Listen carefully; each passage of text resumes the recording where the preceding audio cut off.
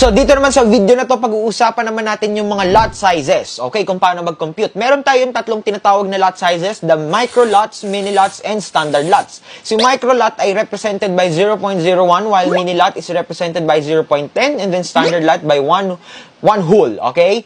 So, ang volume per pip niya ay 0.10, kay mini, $1 per pip, kay standard, $10 per pip. So, ibig sabihin lang yan, kung ang lot size na gamit mo, okay, ay 0.01, tapos nag-move yung currency ng 1 pip, so ibig sabihin, kumita ka ng 0.10 pip. Kung halimbawa naman, nag-move ng 2 pips gamit ang microlot na 0.01, kumita ka ng magkano? $0.20. So, same thing with mini lots. Kung halimbawa, 10 pips ang kinita mo, so ibig sabihin, $10 ang kinita mo kasi per pip nga ay $1.